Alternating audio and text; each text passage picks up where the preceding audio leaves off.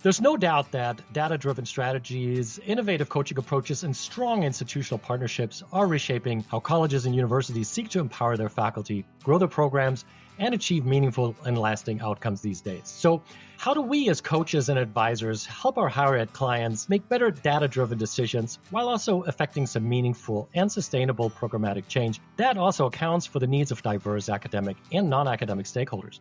If you're interested in these questions, you've come to the right place. Hi, I'm Tim Jansa, a leadership and organizational development coach, and your host for Coaching in Higher Education, the go-to podcast for coaching professionals and those interested in coaching at colleges and universities. Continuing our focus on public-private partnerships in season 2 of the podcast, it is a real pleasure to be joined today by two outstanding professionals. Dr. Andrea Marcinkus is a Senior Director of Research and Insights, and Dr. Wijeratne serves as Director of Academic Services.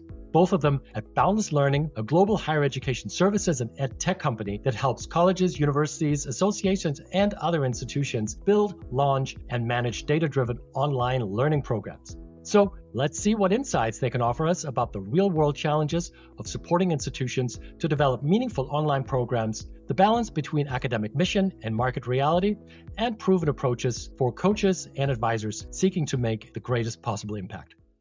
Andrea, Aaron, welcome to the podcast, and thank you so much for taking time to share your expertise across 16 time zones this time. Thank you. It's really nice to be here. Thanks for having us. So before we dig into your work with your higher ed clients, I'd love our audience to learn a little bit more about your background, especially since both of you transitioned from academic roles to leadership and program strategy in the private sector. So Andrea, let's start with you. What motivated those shifts for you, and what lessons have you learned in academia that now inform your current work? Sure. So I started in academia as an adjunct professor, I think as many folks start, moved to full-time tenure track professor, and then shifted over to administration. And I love that work because of how it impacted the students in a much larger way. I was a cross-campus director of student retention, moved then to become the dean of academic affairs and chief academic officer for that same 5-campus group before I joined Pearson Online Learning Services, which then became Boundless Learning. But I think some of the things that have carried across from my time in academia is always maintaining a student-first mentality. For me, at the end of the day, it's about helping students succeed. I also have carried across this higher ed perspective. The people that we work with, I was them not too long ago. And so I really understand what they're going through. I've been faculty, so I understand what they've been going through. And I understand how difficult it is to sometimes navigate the pace and the bureaucracy at many institutions, and also institutions that are associated with them, things like accrediting bodies and that kind of thing. So everything that I do is sort of comes forth with those things in mind.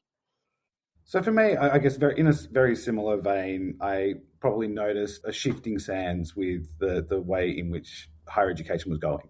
I was lucky in the fact that post-PhD, I moved into a variety of adjunct roles, and those roles required developing courses that were traditionally developed face-to-face and moving them to online. It was about 10 years ago that I sort of moved away from your traditional public universities into a private institution. This private institution was one of the first here in Australia to offer distance education, which now has become Australia's largest online MBA and delivering to North America, into the UK, Europe, etc. there. That was just prior to my time of transitioning to Pearson Online Learning Services. So that was 6 years ago. And I think one of the things that has stood with me throughout that process is that focus on the learner. I think whether you're looking at public or private higher education institutions, and even from the corporate perspective, it is the learner that is the focus. It's where we put all our efforts, right from recruiting them all the way through to the academic delivery side of things. As if you don't put that focus on the student, then you've lost everything. So I think that's one of the things that you sort of notice throughout this process is that those that don't put the learner first have a tough time recruiting them. I love that, Aaron, that you said learner first. And Andrea, also, with your experience on student first, student success. Because in my experience, so many external providers of services, especially like online learning, they seem to be in it really just to sell their product get it out there, and then they leave the institutions and the faculty basically sometimes holding the bag of poop and trying to make it work and make it happen. Would you say that your student-focused experience and lifelong focus on students would really give you an edge in that particular space? Well, I think so. I know that at Boundless Learning, we have always been student first, and we can boast some statistics like a 95% retention rate for the programs that we fully manage, which is really something. And that's because we do take the time and care to put the student at the center. I know a lot of times students are seen as the recipients of the education, but they're also the product too. The end goal is to getting students to complete. And if you aren't set up in order to help students and meet them where they are, then the ROI doesn't make sense on the business end because your client and your product are not there. And I think that's the thing. Like, I think from a lot of institutions, they see corporates like us, the external parties, as the dark side. But at the end of the day, and I know this is one of the things that potentially becomes a dirty word within institutions, is the idea of a customer and that customer-centric mentality. Our society is customer-centric, and that's what education also needs to be. But when you're looking at the learner-first perspective, you need to have that understanding of what the learner's going through, not just in your old traditional brick and mortar institutions, but more so in that online environment where it is so isolating. If you don't put the learner first, don't put the customer first, that's where you will lose them. And that's something we've embodied across not just our time at Boundless Learning, but I think when we were at Pearson Still, is that it was very much part of our DNA that the student is at the center of everything we do, from when Andrea is doing the research and working out what programs are going to be appealing to the market versus all the way through to the academic delivery. We have a 95% retention rate, but when we do delivery here in Australia, we've got also a 95% student satisfaction rate. So you're seeing that quality go all the way through as well. Please pardon the interruption. This is your friendly reminder that if you're enjoying today's episode, to please click like and to subscribe to the podcast. Your support is really important to us. Also, please check out the companion website, higheredcoaching.us or leadershipimagined.com/podcast. Thanks so much. And now back to the episode. Aaron, you mentioned the dark side just now, because that is something that is a theme that seems to be popping up whenever we bring up public-private partnership or any kind of external vendors. And I've talked to so many faculty and so many administrators who are very, very skeptical when it comes to working with outside vendors, even though they do all the time. I mean, think about even like food services on campus, that's an external vendor. So all of those things, how do you break through that? What's your selling point? I don't know whether it's necessarily a selling point, but it's getting them to trust us and build that rapport with them. I think in any context, the relationship needs to come first. The third-party interaction is a strategic alliance. You're there to solve a problem that the institution cannot solve for themselves. So if you're not in an alliance together, working towards a common goal, that's where a lot of these partnerships struggle.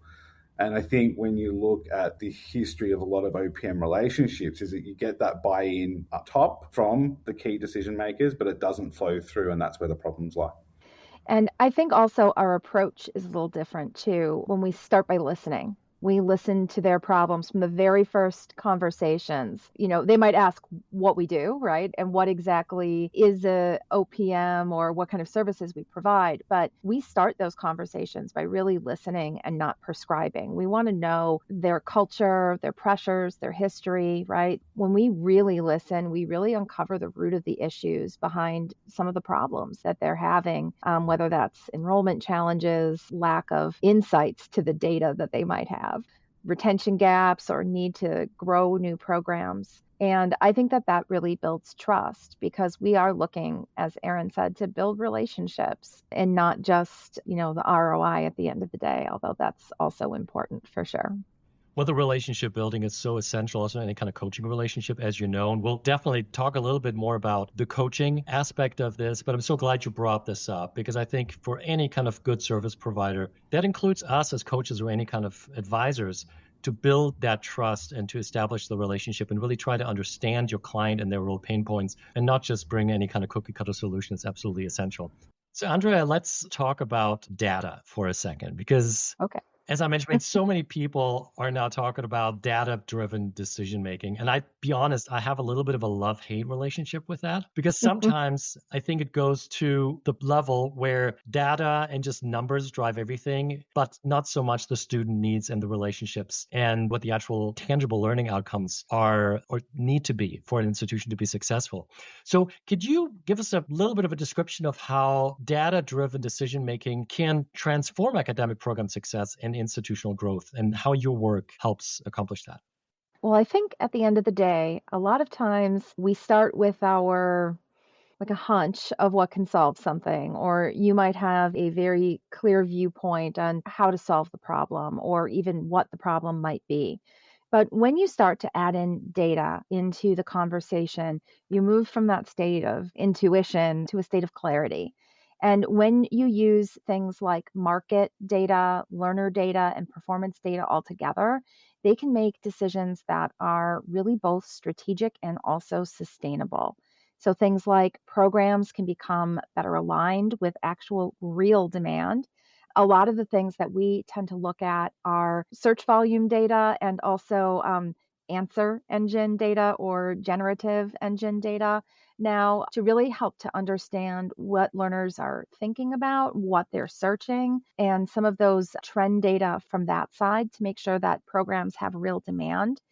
And we also look at employer trend data, which is really important to see where job skills are moving to. We know that students are more inclined today to be more ROI focused than they ever have in the past. So we want to make sure that the programs that we are building, designing, helping provide faculty with research for are really aligned with market needs so that those students can graduate, find meaningful employment, and then have a great experience at the university so they come back and become lifelong learners. And then that also ties in a little bit with where institutional strategy becomes more future focused instead of reactionary. So, data also brings an evidence that helps you see patterns and trends, and you can make decisions faster, communicate those decisions more consistently, and really invest in areas that have the highest impact. And because of that, it allows you to model some new modalities, things like maybe micro credentials or embedding stackable pathways into programs. And maybe it's not all programs, maybe it's certain programs. But in short, that data doesn't just replace human judgment, it really helps to sharpen it and focus it. Mm-hmm. And that's when we're all working from this data to help informed decisions. It moves from data to insight. And I think that that's the important thing. Aaron, since you're more faculty facing, I can hear faculty in my ear already saying, well, market focused ROIs, data driven decision making, that to some in certain areas is certainly something that I think just raises the hairs at the back of their neck. Aaron, how do you work with faculty then to make sure that they understand what it means and what the impact can be?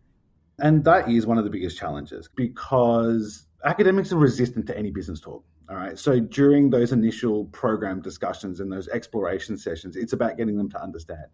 Okay, these are the areas that are going to be successful for them moving forward. All right. They've often got programs that are very near and dear to them.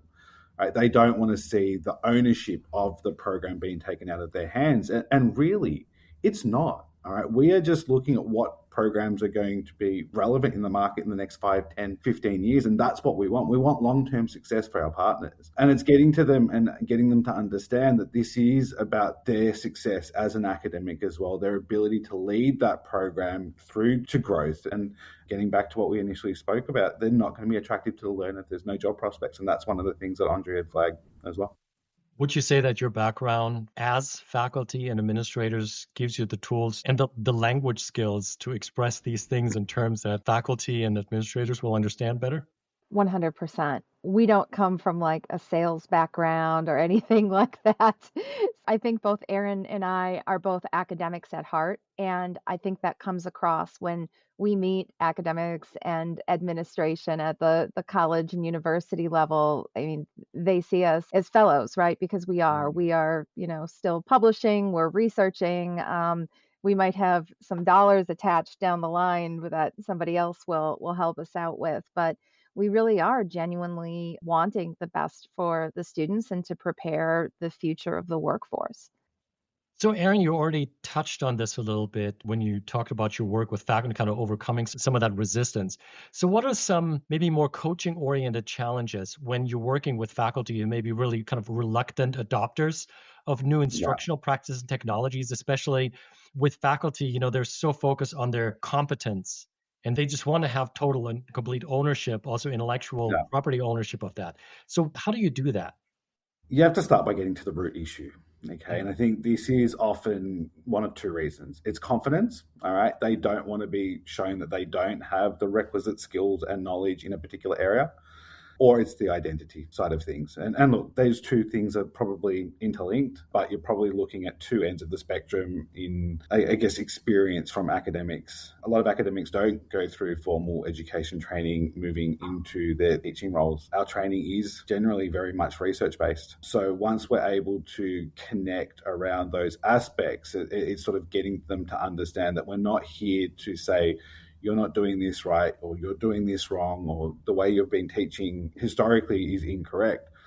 But what it is about getting them to understand that this is not a challenge to the threat of quality or identity or their own sense of self, but it is about instilling them with the skills and capabilities needed for the future. And I think this is particularly more true in the online space. Teaching in an online space is completely different to face-to-face settings.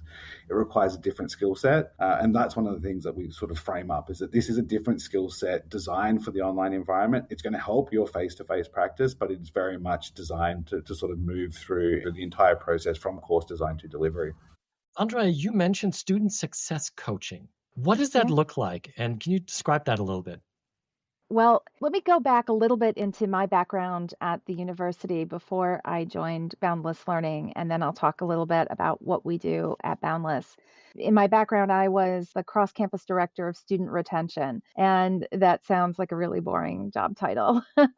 But in actuality, what it means is helping students succeed. So there, I took a data first approach, and we took a look at what were things that were actually preventing students from succeeding. So graduating with a B or better, or passing a course with a B or better, eventually graduating within 4 to 5 years at the undergraduate level, things like that. And one of the things that we were finding was that the barriers were very infrequently academic barriers. They were life barriers or not knowing how to navigate the university system barriers. We had a lot of first generation students, and I can really sympathize with that as well. I'm a first generation college student myself. So we hired some student coaches that instead of going to your academic advisor who would, help you through your major, you could go and talk to a life coach to help you navigate living on your own. Sometimes it might even be things like affording groceries or that kind of thing. We've uncovered all these reasons that were preventing students from succeeding academically. And one of the things that I really love about Boundless Learning is that our student success coaches take that very same approach.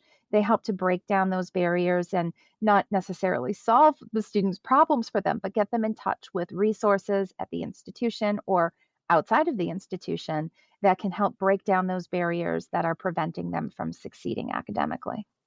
No, and I think that that's the thing, is that from a student success perspective, being able to coach the student through the tough times of that online degree. I said before, it's very isolating for those students. So being able to talk to someone that's going to help them mitigate these issues is somewhat comforting. All right. They don't want the academic to have the wrong impression of them. So having that other support mechanism is vital in these spaces. I think when you look at student support or student success on an on-campus environment, it's generally a long line of students just wanting to change their schedules. It's not the range of services that are offered. And I think that's one of the things in the online environment. It's a vital success metric that we see to help the students get through those first few courses once they've started their degree. I have to say, I'm really impressed by your very holistic approach to the kind of transformation work that you do. And you're really treating this as an ecosystem. And Mhm. it's not just the technology ecosystem or the data ecosystem, but also the people, because ultimately this serves the educational advancement and fortification of people. And if they're not ready to learn for whatever reason, could be issues of equity. You mentioned first gen students, sometimes low socioeconomic students, just not knowing how to navigate a campus environment, especially when they first come in. There's so many stressors that make it impossible a lot of times for students to even fully dedicate themselves to the learning because they're just spending so much energy just trying to navigate their environment. In the online program management work that you're doing, what are some coaching issues or topics that keep popping up where whether it's faculty, whether it's administrators who are tasked with implementing or want to implement these innovations, where they're stuck, where they really need some help with coaching? So I think from the faculty perspective, there's been a huge focus on AI-related issues, particularly in managing AI assessment integrity, how they redesign their assessments, how they refine their curriculum. They don't have time, and this is getting back to the workload issue, they don't have time to reinvent the entire curriculum, but how do they AI-proof it for the future cohorts? And that's one of the things we've spent a lot of time doing with numbers of faculty, because it's getting to the point where they want to adjust, they want to be able to respond. They don't have the time and space to change their entire course. They can't because of traditional administrative processes anyway. So it's working through the tactics and strategies to allow them to do that. To slowly start wrapping things up, even though there is so much more to unpack, honestly, if you were to say what makes great coaching in the OPM space, especially keeping, and I'm here, pardon the little pun here, keeping an eye on AI and the future of education, what would that be? Yeah. What makes great coaching and successful coaches? So it's about designing coaching experiences that build capacity and confidence. So to do this, they need to personalize the coaching path, start with the faculty member or administrator's context, their workload, their current skills, and their teaching goals. Then you need to get to the sort of the modeling and best practice and show what good online teaching or administration actually is, and then guide them through that rehearsal before delivery or implementation. And then the final element is providing that online support. It's not one-off workshops. It's not a training delivery. It is a constant connection, and that's where true coaching comes from. It's been able to combine that micro-learning, short coaching cycle, review, feedback, and rinse and repeat again, so that people are actually building that capability and skill and reflecting on it. Because something someone learns very early on, they may not realize the full outcomes till 6-12 months later and want to reconnect. So that's one of the things we've built into our coaching programs, that they can always come and connect with a coach once they've gone through the program, because it's not just a short one-off period.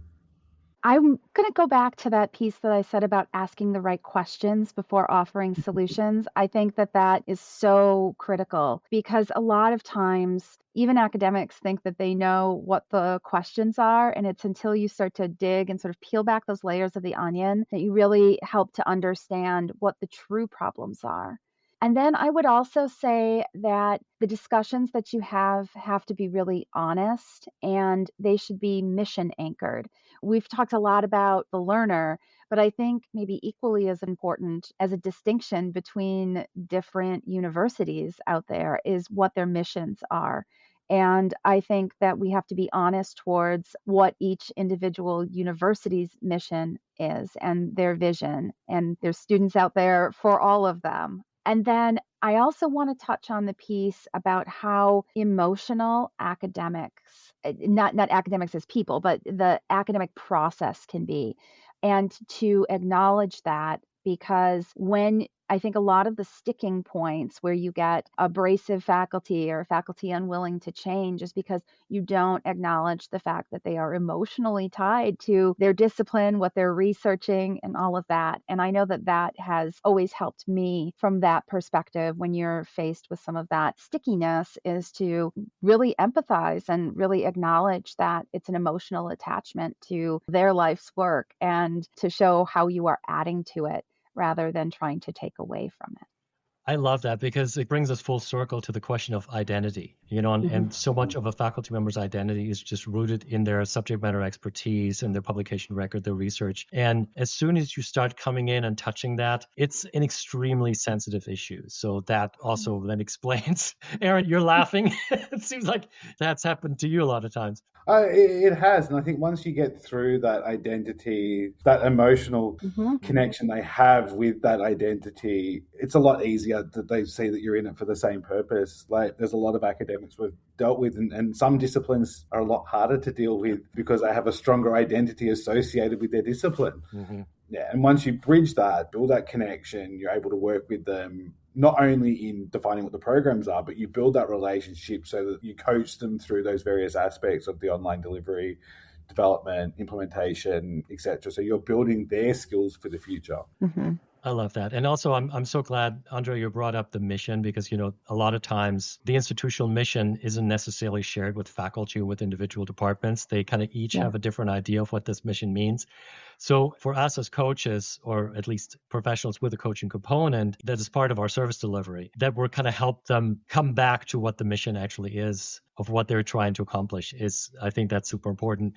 And also, Aaron, what you described earlier, the way you talked about building capacity and confidence to model best practices, to maintain these constant connections, that really is agile coaching in the way that I was trained as an agile coach. So it's not your typical, let's say, standard ICF style coaching, but you really have to meet your client where they are and look at what their needs are at that particular moment and then just address them. It could be a little more directive, maybe a little more training and mentoring and support, or it could be some pure coaching where it's just asking high-level questions.